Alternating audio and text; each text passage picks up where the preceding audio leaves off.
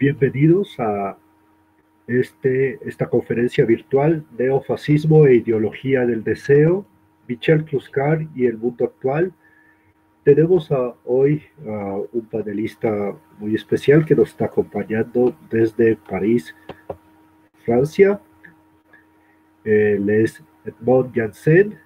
Él está encargado de Ediciones Delga. Ediciones Delga ha sido una de las casas editoriales o la casa editorial que se ha encargado de difundir la obra de Michel Clouscard en su país natal, y quien nos va a hablar, y que es un profundo conocedor de esa obra, y quien nos va a hablar ahora del pensamiento de Michel Clouscard, de la trascendencia de su libro Neofascismo e ideología del deseo para el mundo actual. Dicho esto, le doy la palabra a Edmond Janssen para que empecemos esta conferencia. Bienvenidos a todos. Hey, good evening to everybody.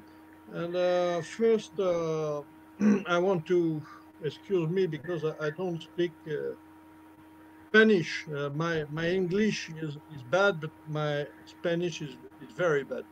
So I will speak in English, and Victor Karen will translate. So first, I want to thank Victor Karen and the Equatorian Publishing House editor for allowing, for the first time, the Spanish speaking people to access to the work of the French philosopher Michel Clouscard. En primer lugar, quiero disculparme debido a que no hablo español. Mi español es mi inglés es muy malo, pero mi español es mucho peor. Quiero agradecer a Víctor Carrión y en especial a la casa editorial Editor por haber permitido la primera traducción de un libro de Michel Clouscard al español. Secondly, I want to thank them also for the initiative of this video conference, allowing also to extend the knowledge of the work of Michel Clouscard over the only French-speaking public. También quiero felicitar por la iniciativa de esta videoconferencia que permite difundir la obra de Michel Clouscard al público latinoamericano. The French publishing house Edition Delga, which I belong to, publishes the works of Michel Clouscard since 15 years.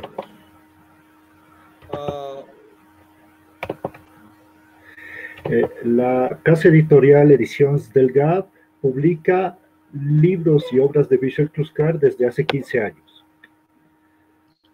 We have already published 9 titles of Michel Clouscard. Ya hemos publicado 9 libros de Michel Clouscard. Michel Clouscard was a Marxist philosopher born in 1928 and dead in 2009. Michel Clouscard fue un filósofo marxista. Él nació en 1920 y murió en 2008. He has been professor at the University of Poitiers in the center of France. Él fue profesor universitario en la Universidad de Poitiers en el centro de Francia. So, why the work of Michel Clouscard is fundamental today?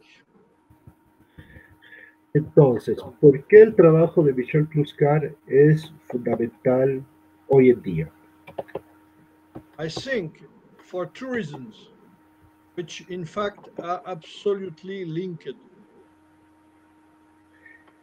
Eh, por dos razones. En primer lugar, está absolutamente vinculado.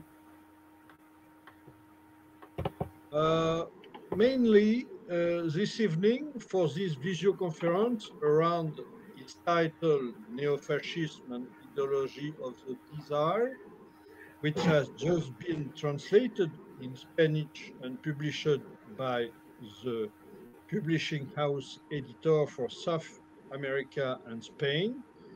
We will discuss the first reason and only evoke the second one at the end of the video conference. Debido a que en esta conferencia vamos a discutir el libro Neofascismo e ideología del deseo, publicado por primera vez para Sudamérica y España por editor, vamos a tratar de la primera razón. La segunda razón solamente la evocaremos, la mencionaremos al final de esta videoconferencia. From my point of view, the first reason which makes the great interest of Michel Clouscard's work today is that he shows and explains the inexorable ideologic derive of the supposed progressist camp from the end of the Second World War to now.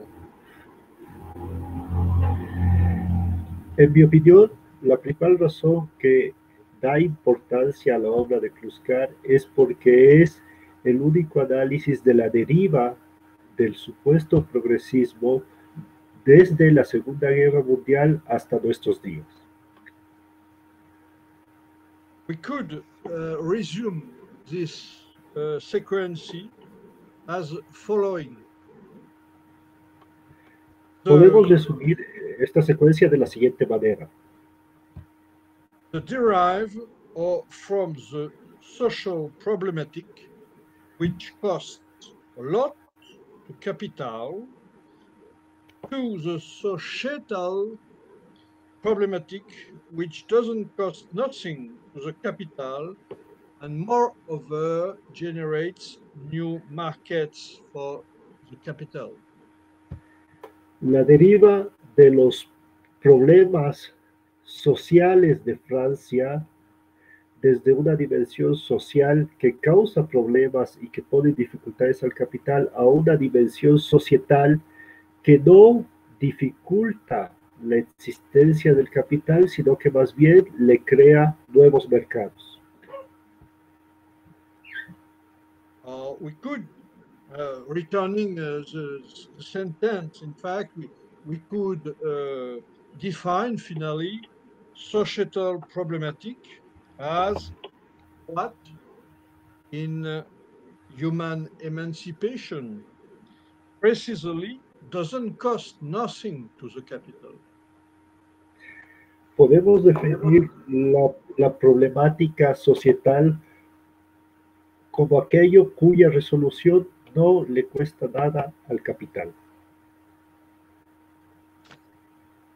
First, Michel Clouscard shows the emergence of what he calls markets of the désir just after the Second World War.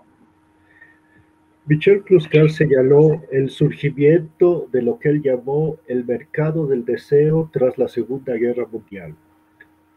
With the Marshall Plan, which subordinated obtaining of American financing and loans to rebuild the Europe destroyed by the Second War, by the acceptance of the total penetration of the European society by American products. Empezando por el Plan Marshall, en donde los Estados Unidos financió la reconstrucción de Europa, sometiendo a Europa a los productos estadounidenses. Those products, American products, being manufactured products, cultural products, and ideologic products. Esos productos estadounidenses sean productos manufacturados, productos culturales y productos ideológicos. Then Michel Clouscard follows these markets of desire from the Marshall Plan to now with the societal May 1968 seen as a social drama necessary to unlock those markets of desire. Michel Clouscard sigue este mercado del deseo desde el Plan Marshall hasta 1968 como un evento clave que permite abrir el mercado para estos productos. Markets of desire that a society too much republican still locked and prevented. El, el establishment republicano todavía bloqueaba y prevenía este mercado del deseo. I think the insertion point of the title Neofascism and ideology of the desire is at this precise level.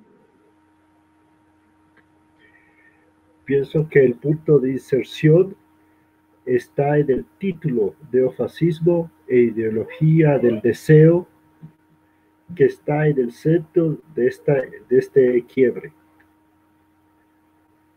Before to begin to speak of this title, I will just expose some points of the after-war context. Antes de empezar a hablar de este título, expondré algunos puntos del contexto de la posguerra. The issue of the neo-capitalism was, as we have said, how to defeat the social problematic, which cost a lot to the capital, and replace it by another problematic which doesn't cost nothing to the capital and moreover generates new markets. La cuestión fue derrotar la cuestión social que le costaba mucho al capital por otras cuestiones que no le cuestan al capital y que le permiten la apertura de nuevos mercados. I remind that from the end of the Second World War to the 1970s years, the scores of the communist parties in the West Europe was from 20 to 30% in France and Italy. Recuerdo que en la posguerra la fuerza, el voto de los partidos comunistas iba del 20 al 40% en Italia y Francia. And that from the Second World War resulted the advance of 2,000 or 3,000 kilometers towards the west of the socialist camp. Y también el resultado de la Segunda Guerra Mundial fue el avance de varios miles de kilómetros hacia occidente del campo socialista. The capitalist camp, which intended by the Second World War to liquidate Soviet Union by the Nazism, had Lausanne. El campo capitalista que intentó en la Segunda Guerra Mundial destruir a la Unión Soviética por medio del nazismo había perdido. It cost 50 million deaths. Costó 50 millones de muertos. So, after the war, there was clearly a peril in the capitalist house. Entonces, después de la guerra, hubo un periodo de caos en el capitalismo. The capitalism had not succeeded by the hard way, by the Nazism. El capitalismo no tuvo éxito en someter al socialismo con el nazismo. The future has shown that it will, at least temporarily, succeed by as another way, the neo-capitalism, which, okay, if you want to translate. Ya. El futuro tenía que ir por otra vía, que era el neocapitalismo. This neo-capitalism represented by Marshall Plan, May 1968, until the 1991 dismantling of the Soviet Union. Este neocapitalismo que va desde el Plan Marshall hasta mayo del 68 y de ahí hasta 1991 con el desmantelamiento de la Unión Soviética. The title, Neofascisme and the ideology of the désir, initially published in 1973, shows in this context the articulation of all the ingredients to produce a counter-revolution. Neofascismo e ideología del deseo, publicado en 1973, sintetiza todos los ingredientes que estuvieron presentes para producir una contrarrevolución. Michel Clouscard said that it was the parution of l'anti-Édipe from Gilles Deleuze some months before, in 1972, which triggered the writings of Neofascism and ideology of the désir. Michel Clouscard dijo que fue la aparición del antiedipo de Gilles Deleuze lo que gatilló el que él escribiera Neofascismo e ideología del deseo. This title of Clouscard was an answer to the book of the French ideologue Gilles Deleuze. Este libro fue una respuesta al libro del ideólogo francés Gilles Deleuze. So, what has been the secret ideologic operation described in Neofascism and ideology of the désir, which allowed the counter-revolution? Entonces, ¿qué operación ideológica se describe en Neofascismo e ideología del deseo que permitió una contrarrevolución? Fundamentally, the matter will have been by a contradiction internal to the bourgeoisie to occult, suture, neutralize the main contradiction, bourgeoisie, proletariat, or consumer producer. Se trata de trasladar la contradicción de un modo que anule la contradicción principal entre burguesía y proletariado y consumidor y productor. Indeed, after the Second World War, we move from an economy of the rarity of the goods to an economy of serial production supported by the states. Después de la Segunda Guerra Mundial, pasamos de una economía de subsistencia, de escasez de productos, a una economía de productos hechos en serie con el apoyo de los estados. Yes. This kind of capitalism was called capitalist monopoliste d'État. It means state monopolist capitalism. Este capitalismo fue denominado capitalismo monopolista de Estado. Those two different modes of production correspond to modes of consumption of the bourgeoisie. Estos dos modos de producción les corresponden dos modos de consumo de la burguesía.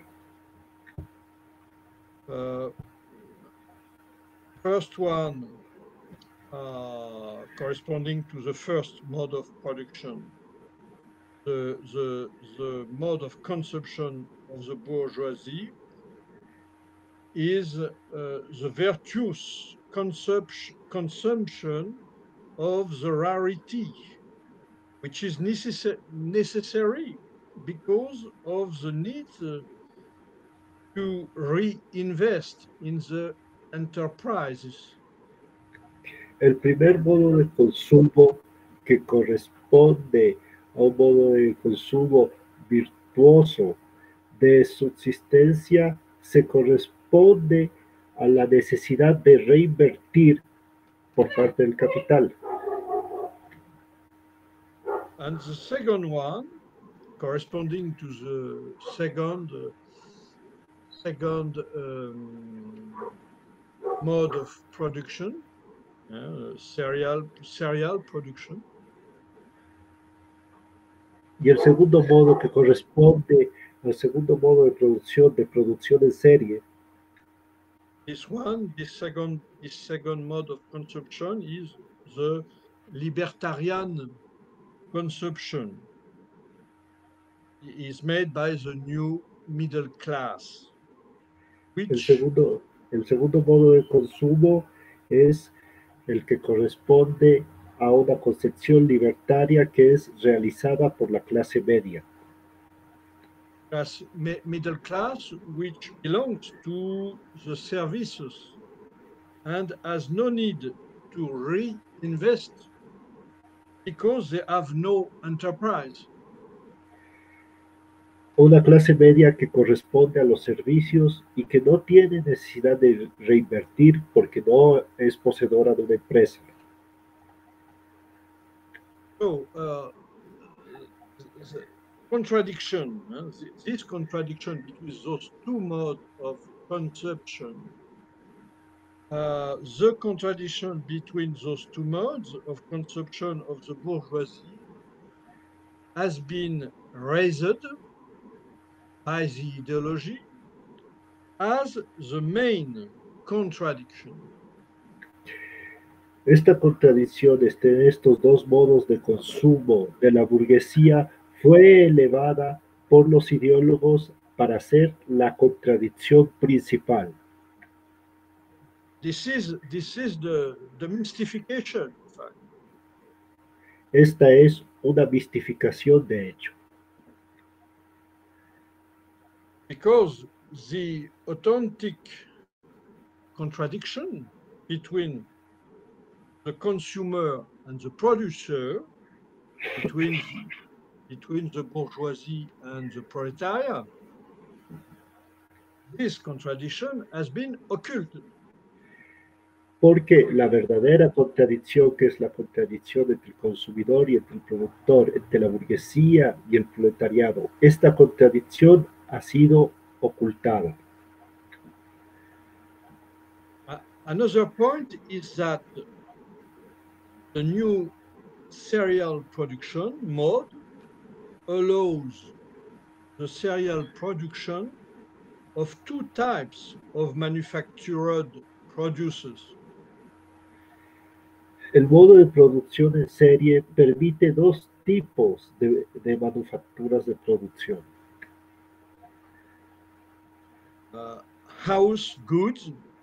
I'm not sure of the translation, because in French we say bien d'équipement des ménages, but I'm not sure of the translation in English. El uno sería los bienes domésticos, which belongs to the reproduction of the workforce. los que pertenecen a la reproducción de la fuerza de trabajo. For example, washing machine, electricity, a car. Por ejemplo, una lavadora, la electricidad, un automóvil. The proletariat has only access to those goods. El proletariado solo tiene acceso a esos bienes. The second kind of manufactured produce in the serial production mode is the consumption goods belonging. Okay. El segundo línea de manufactura en la producción cereal pertenece a los bienes de consumo. Belonging to Michel Clouscard, belonging to libidinal, marginal, aesthetical sphere. Que pertenecen a la esfera marginal, libidinal, estética.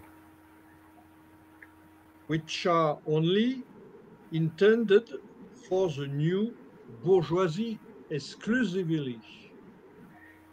Los cuales están dirigidos solo y exclusivamente a la nueva burguesía.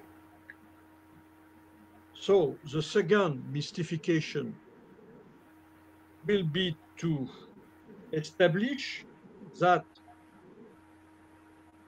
the bad consumption was the fact of the proletariat.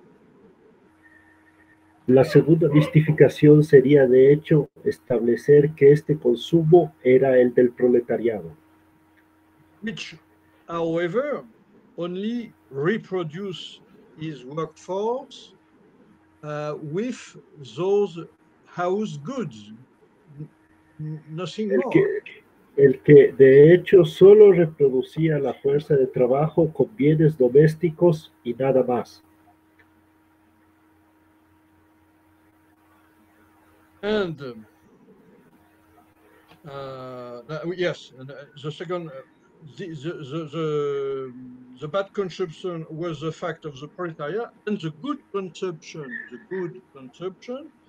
was the fact of the new bourgeoisie, which resists to that by the libidinal, marginal, aesthetical consumption.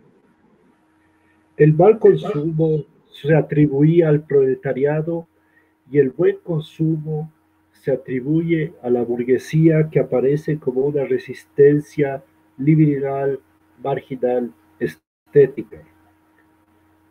This is in fact the second mystification. Esta es de hecho una segunda mistificación. This relates from what Michel Clouscard calls inversion transfer.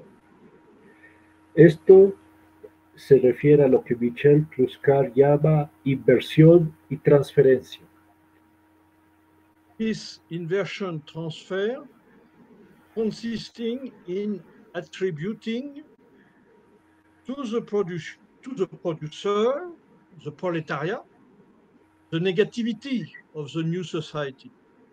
Que consiste en atribuir al productor, al proletario, lo negativo de la sociedad.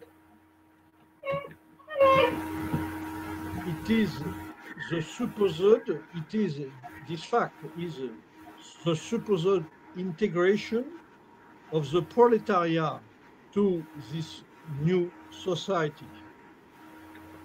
Esta es la supuesta integración del proletariado en esta nueva sociedad.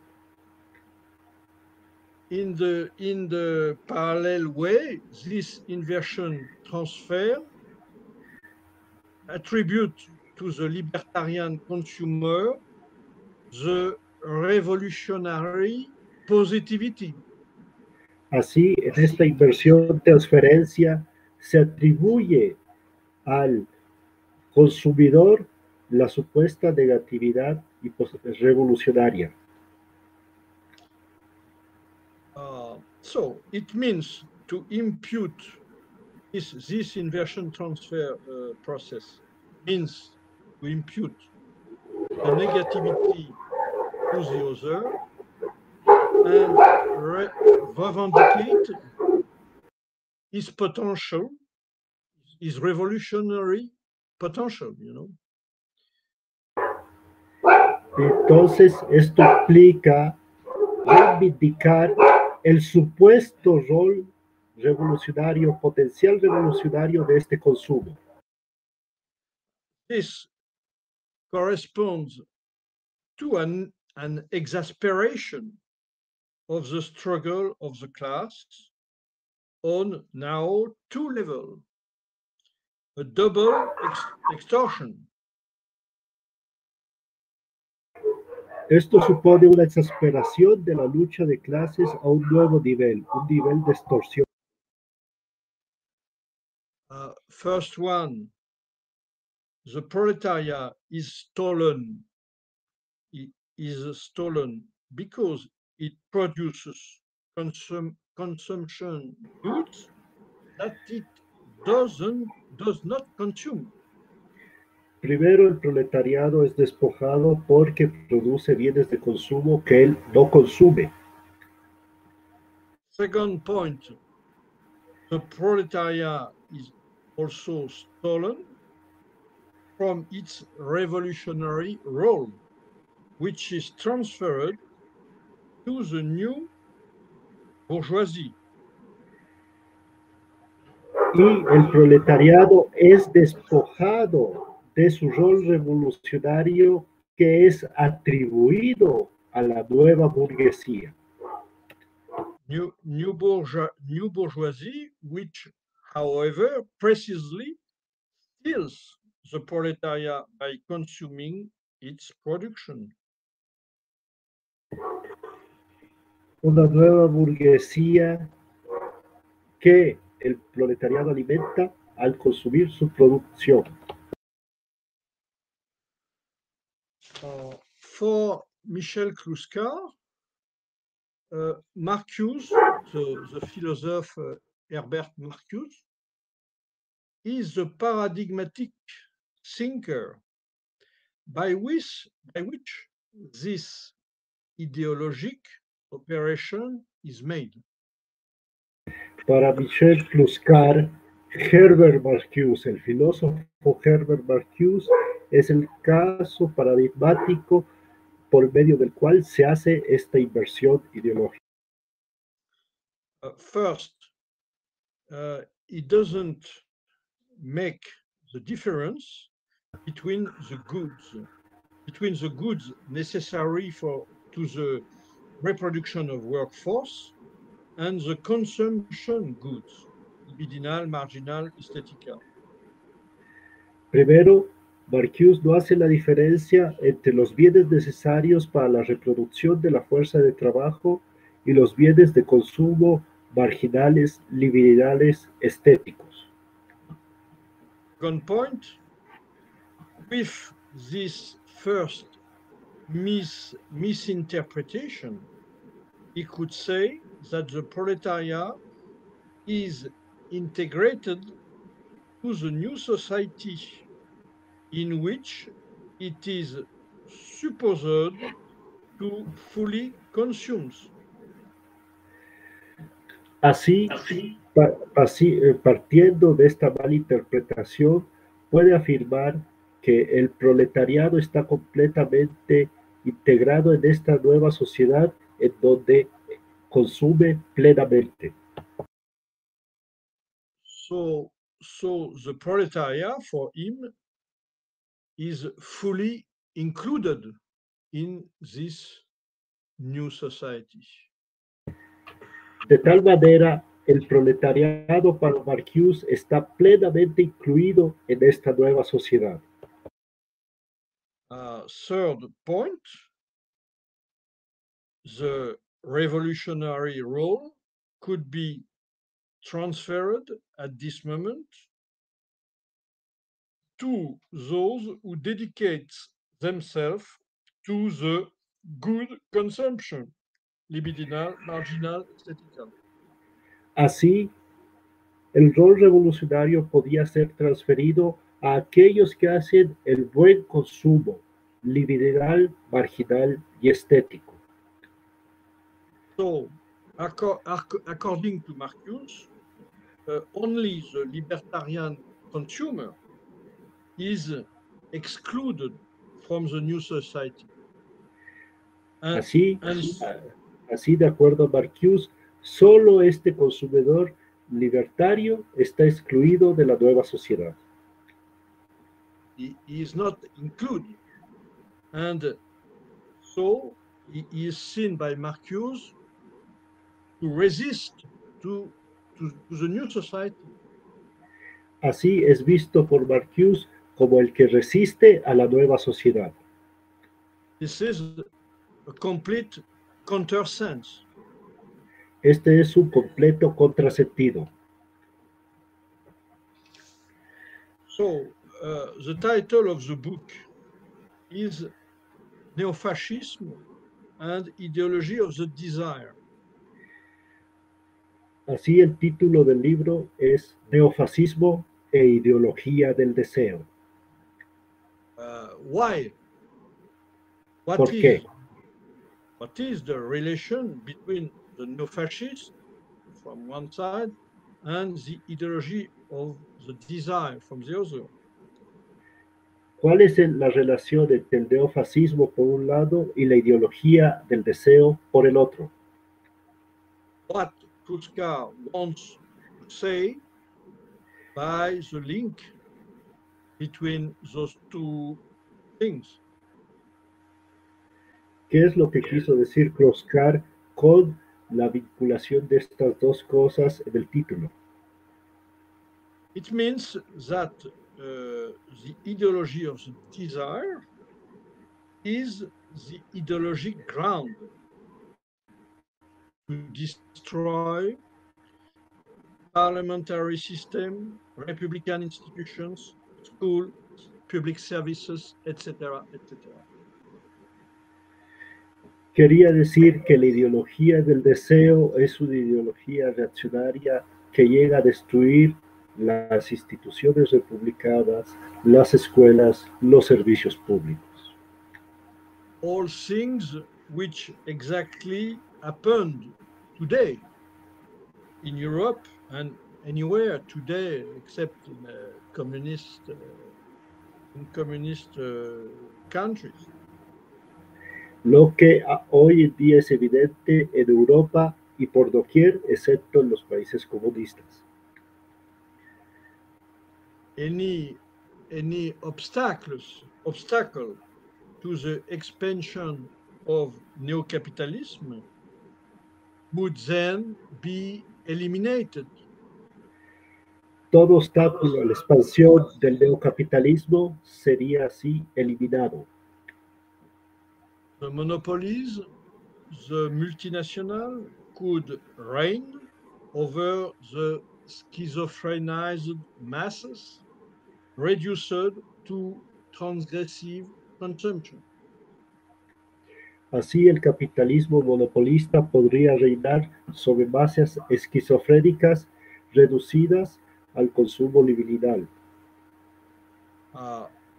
Are we not now in this moment of the neo-fascism and the ideologic function of the transgressive emancipation has been, No estamos ahora en ese momento de la historia en donde el neofascismo es reafirmado por la ideología de la agresión transgresora.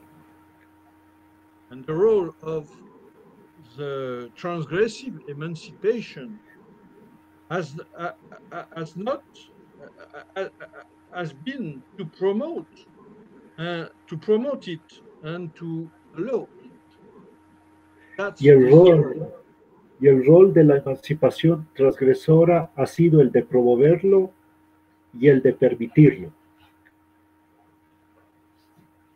But as says Clouscard, the decoding of the inversion transfer allows the reconstitution of the ideologic totality.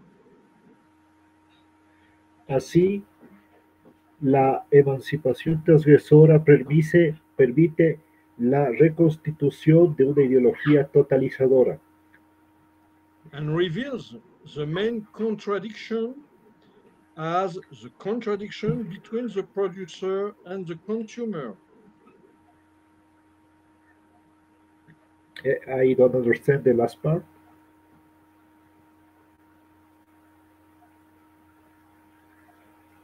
This last point is in total agreement with the main contribution, in my point of view, of Clouscard, who shows the centrality of the production process in the reality. Este último punto tiene que ver con lo que es la principal contribución de Clouscard desde mi punto de vista, que es la centralidad de la producción en la sociedad.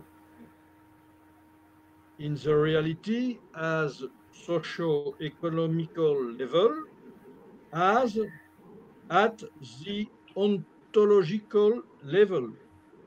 En la realidad, en el nivel económico-social y en el nivel ontológico. For Clouscard, there is no exteriority to the production process.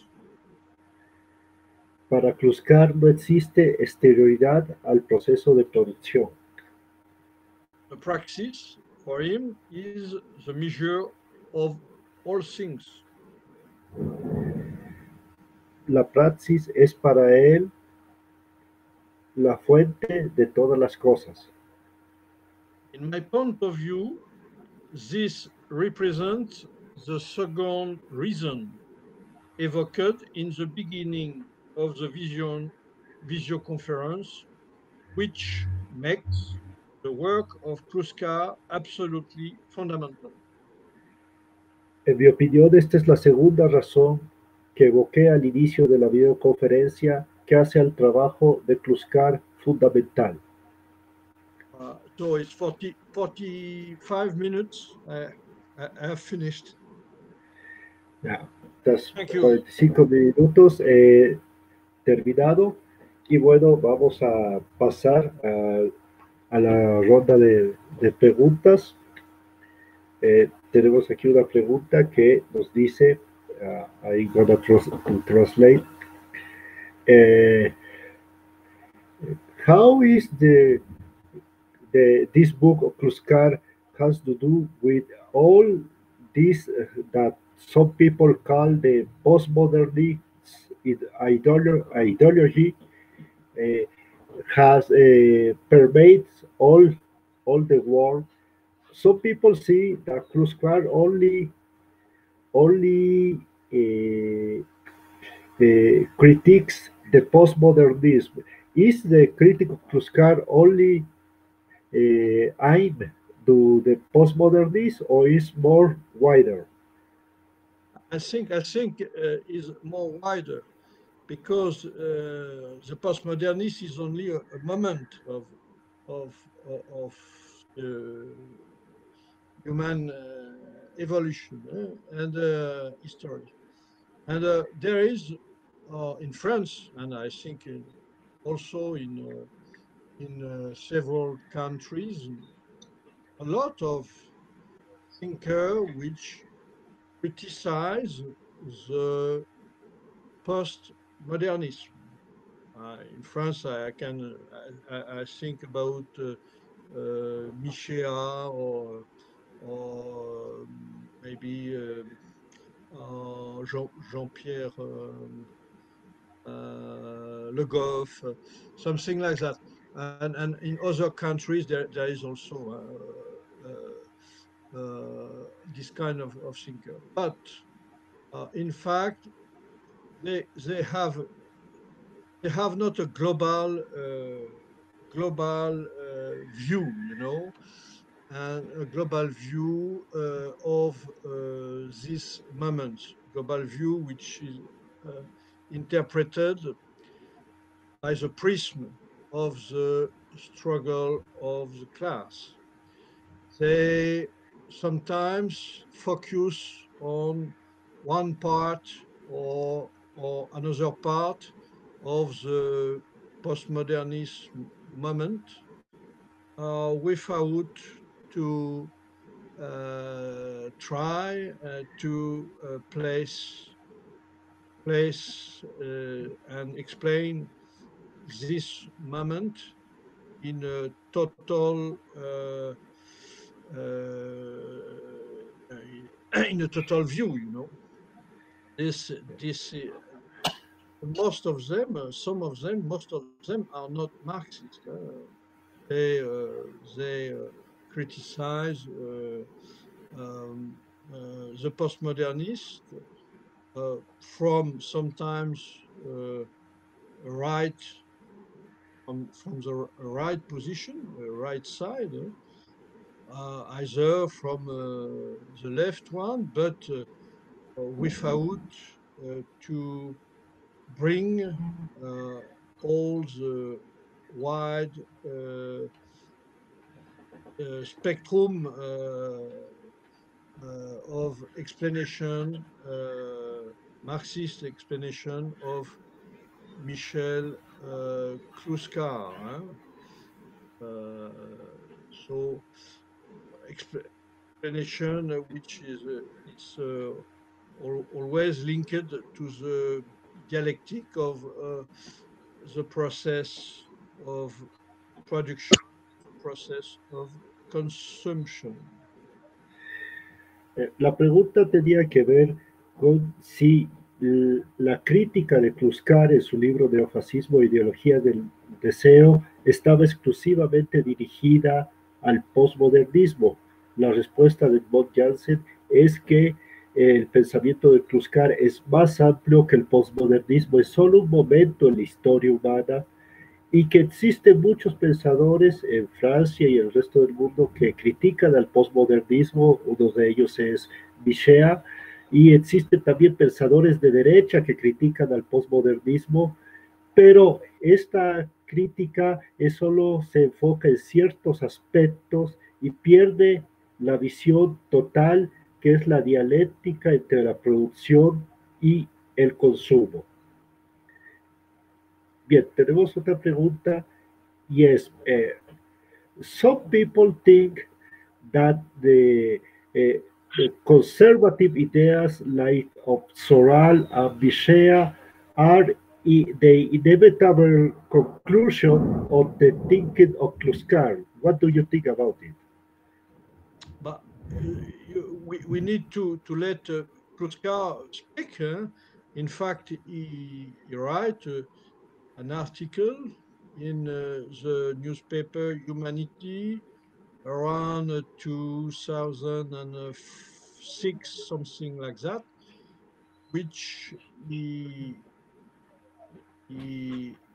he say he was not solidar from the evolution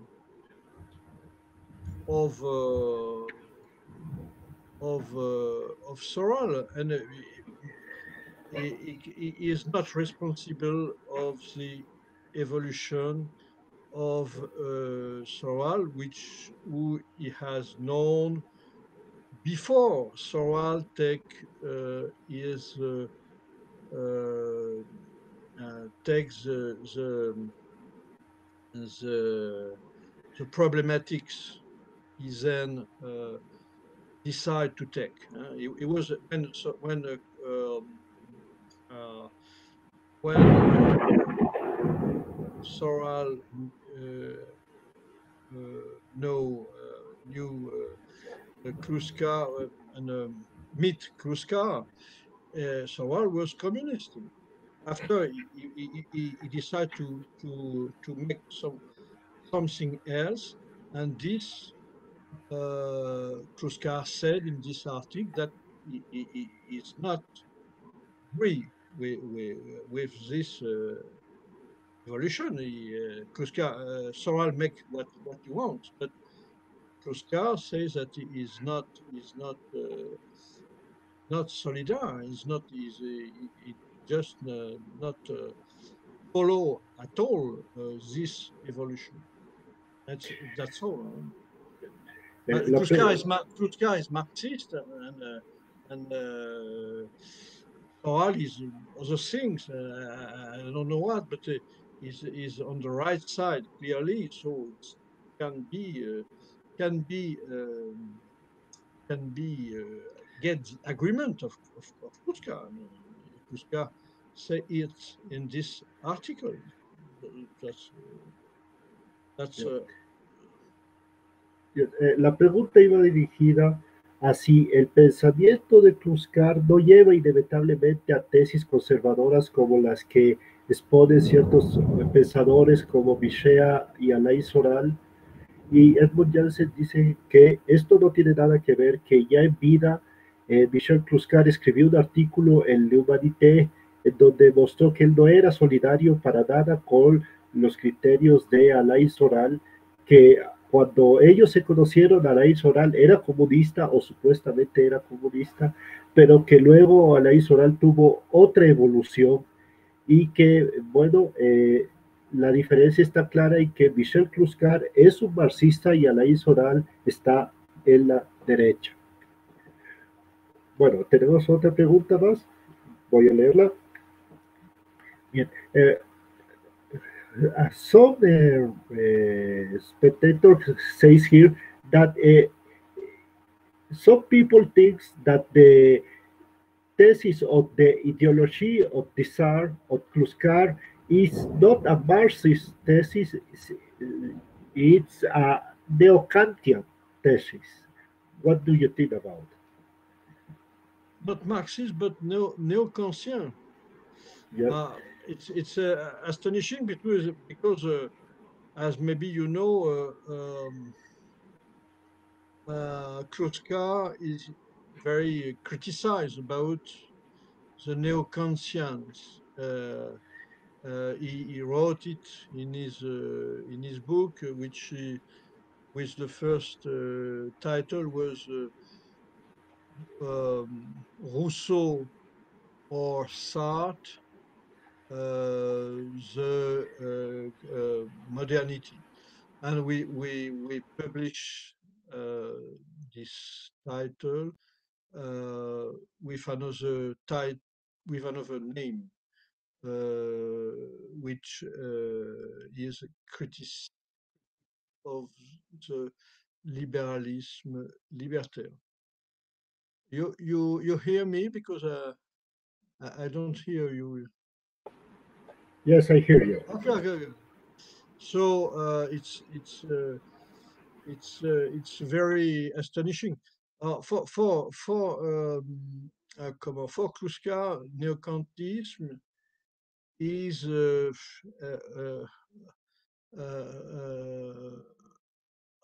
a kind of nebulous, which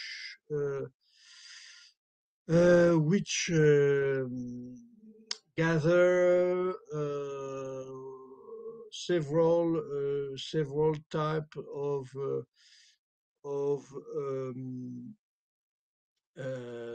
trend in the philosophy.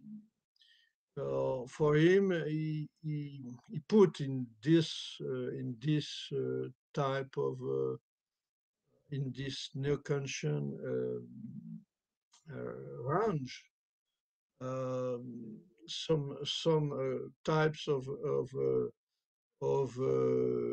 people um, so different, also so different that, for example, Pierre Bourdieu, Jean Baudrillard, and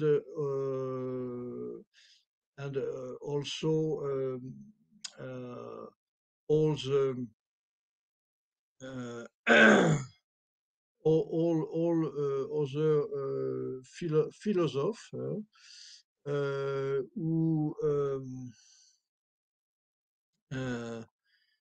who, for example, give a donation of sense either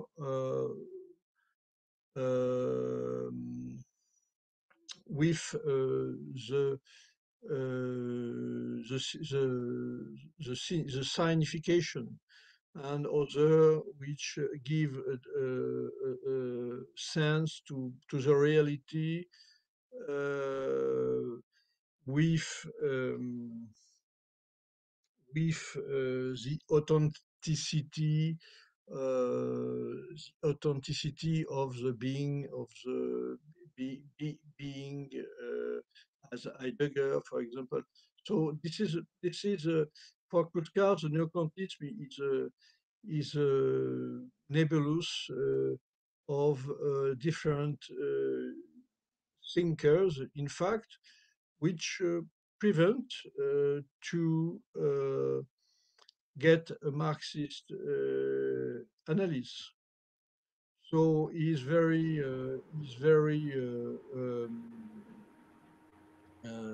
he describes all that very well in the criticize of the liberalism libertaire.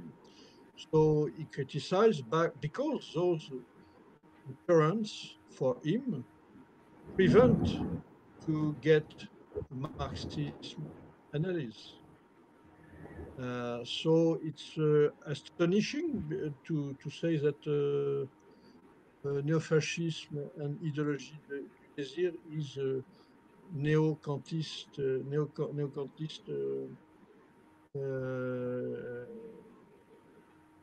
book. Eh, I don't see why. eh, La pregunta tenía que ver con una crítica que se levanta a neofascismo e ideología del deseo por parte de ciertas personas que dicen que la tesis de Clouscard sobre la ideología del deseo es neokantiana. Edmund Janssen nos ha dicho que él encuentra eso bastante sorprendente, siendo que Clouscard escribió varios libros de crítica muy dura contra el neocantismo. El más importante de ellos, que lleva el título original Rousseau o Sartre, y que luego fue reeditado por Ediciones Belga con el nombre de Crítica del liberalismo libertario, que para Clouscard el neocantismo es una nebulosa en donde se incluyen varios pensadores como Baudrillard, y que estos pensadores en el neocantismo crean una nebulosa que no permite el análisis marxista. Oh, I forgot something that for Clouscard he criticized the what he called empirism and what he called formalism. Uh, uh, Empirism, he thinks about people like Pierre Bourdieu, which cut, the reality, the social reality in field and doesn't see the global view of the reality. It's this current of empirism is linked to in Kantism is corresponding to the phenomenon. So this empirism is this empirism, which is neo-Kantism, is linked to what in the Kantism is the phenomenon. And other things, he criticizes formalism, which, for example, one representative for him is Jean Baudrillard in France. And he explained that it's the contrary, you know, of Bourdieu. It's a large spectrum, but never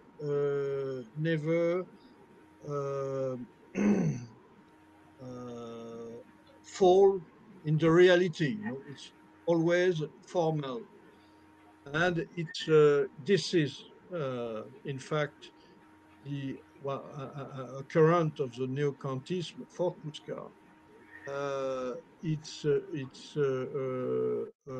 neo-Kantism which is linked to in the Kantism is Kant's called the noumen.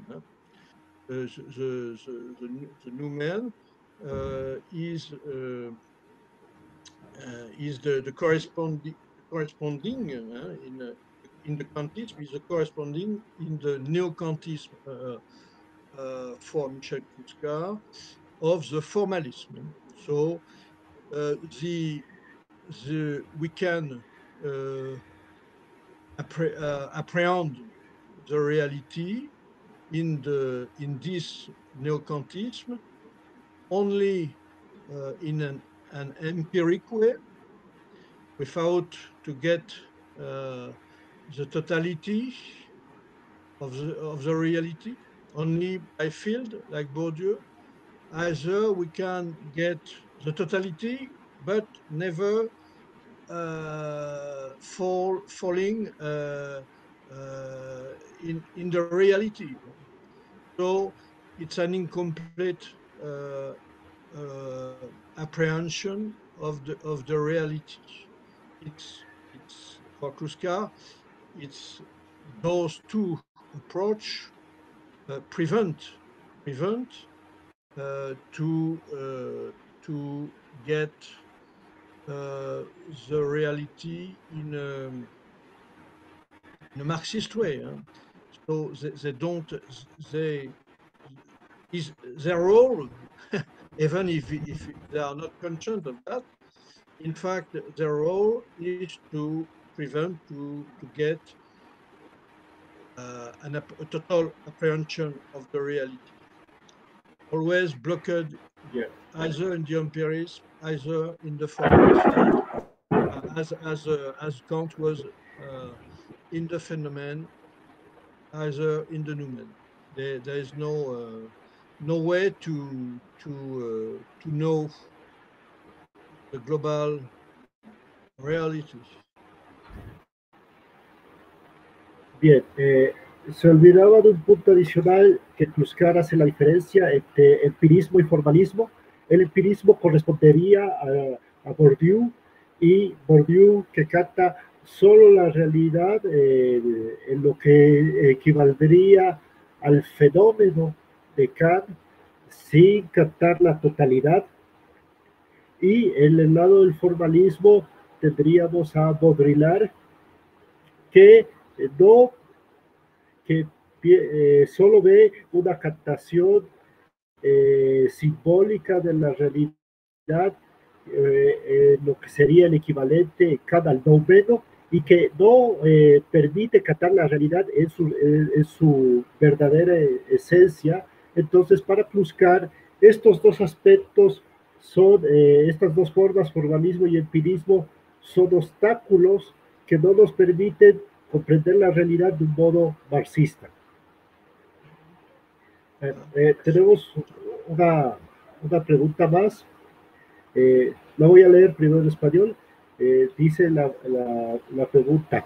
Muchos ven a Michel Foucault y a Herbert Marcuse como ideólogos revolucionarios que han hecho una profunda crítica a aspectos que el marxismo no pudo captar. ¿Cómo es posible que Clouscard diga que son ideólogos de una contrarrevolución? I translate. A lot of people think that Michel Foucault and Herbert Marcuse are revolutionary thinkers that analyze the reality in a way that Marxists cannot do. And how can be that Clouscard say that these thinkers are counter-revolutionary thinkers?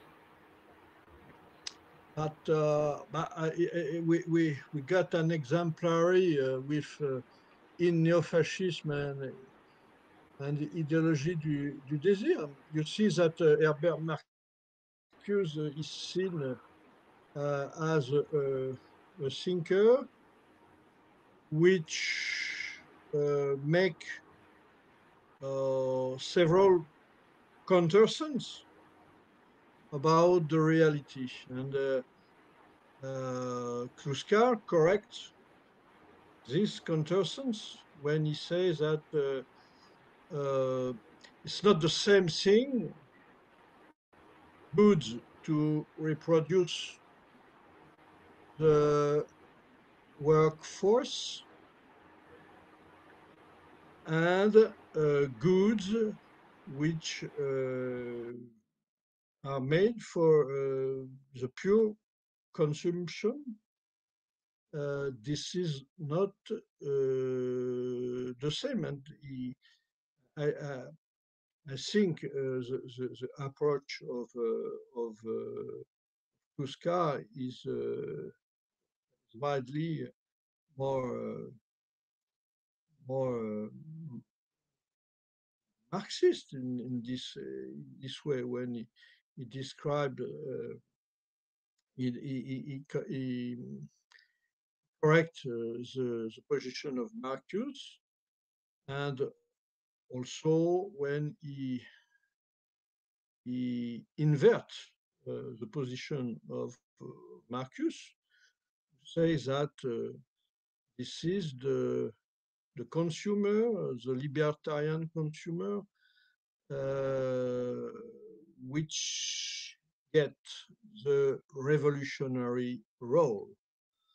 It's we can laugh about that, and we know those ones, and he prevent the worker to to get this revolutionary role. He says that this worker is included in the society, in the new society, and he has cancel every revolutionary role because Marcuse says that it consumes, but Clouscard shows that the worker in this case is not consuming, just reproducing his workforce. Is not the same thing. You have a washing machine to wash your clothes to go to the work. You have a car to go to the work, and you have electricity to to make to cook, and to then to reproduce your it's not libidinal, it's not aesthetical, it's not marginal, it's simply the reproduction of the workforce. So this is absolutely not evoked, it seems, by Herbert Marcus. That is not his problem. Problem is they don't because of the being class, you know. In fact, those thinkers, they are not able to see to see the,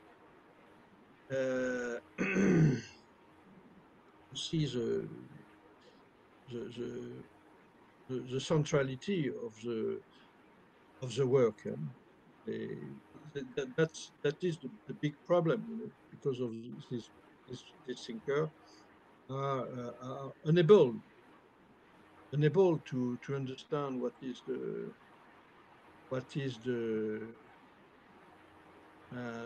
process of production, really, and the process of production which creates the reality. They don't, they cannot. It's kind of autism. They are unable to, because it is not their class being. That's why. So Foucault is the same. Sí, He, sí.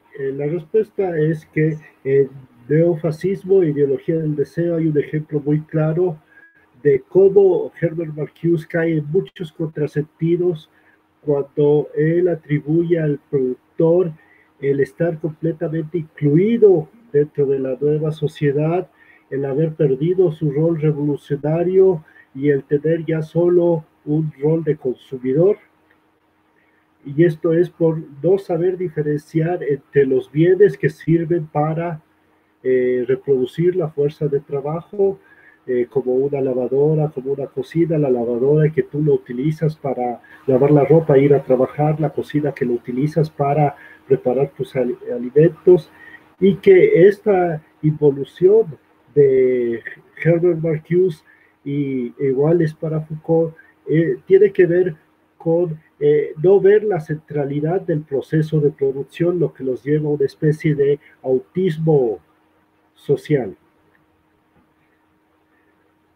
Well, I see we have one last one, one last question after before finish. I'm gonna read it in Spanish. Uh, uh, ¿Qué es lo que qué es lo que proponía Michel Clouscard para organizar a las masas, a los trabajadores en los países desarrollados? ¿Cuáles eran las alternativas que él veía para una revolución socialista? The question is, what thinks Michel Clouscard about organizing the working masses in the industrialized countries? What he thinks about the way to do the revolution in the advanced capitalist countries? It's a question which don't is treat in a book we have not still published, and which is the name is the Progressist Refoundation, but it treats also that in also in a book we just published some months ago, whose name is France is the I don't know the word in English, the les dégâts, I don't know in English, les dégâts of the liberal libertarian practice. And in this, there is a part which in which he explains the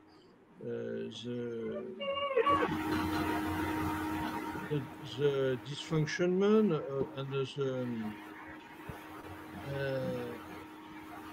all the derive, as we have seen, of the social towards the societal problematics. But there is a part in the second part of the book which where he speak about the politic way to overthrow this period. But he has not a solution, with the key, and just turn the key, and the solution will start. But I think he make propose to what he called the worker parliament, where in his mind it should be something where the worker decide of his consumption, of his consumption, of the production of what he will consume. But in fact, it's not very satisfying, because I think he was not satisfied about this proposition. It was satisfied, but it's just some elements. But I think he was searching something which was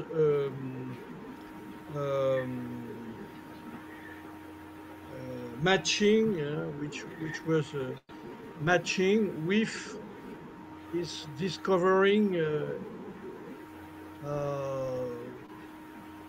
ontologic discovering about the philosophy of the praxis.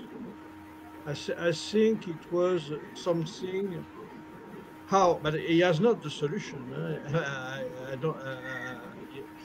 How to match in the social level the reality of the ontologic level. How if the praxis, if the production process is the measure of everything in the reality, how to express that at the political level, or maybe now how to express it exactly, but how to maybe progressively approach something which make the ontological level matching the social level, because for example in Neofascisme and the ideologie de désir, we see that it's a complete mystification, of the role of the production level, which is the cause of the derive. So it's what I think. Maybe his idea is to somewhere in some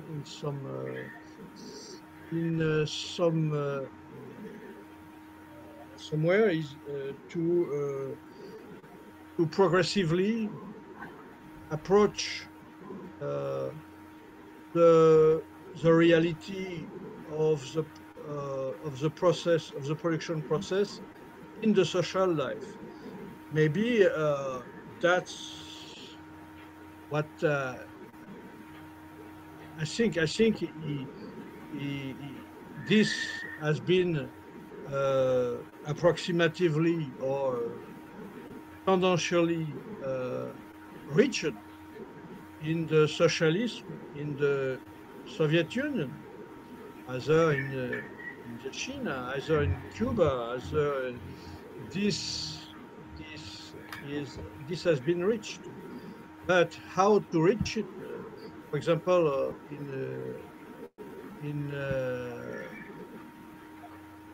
in Cuba, in United Soviet Union, in China, there has been a struggle and sometimes violent struggle,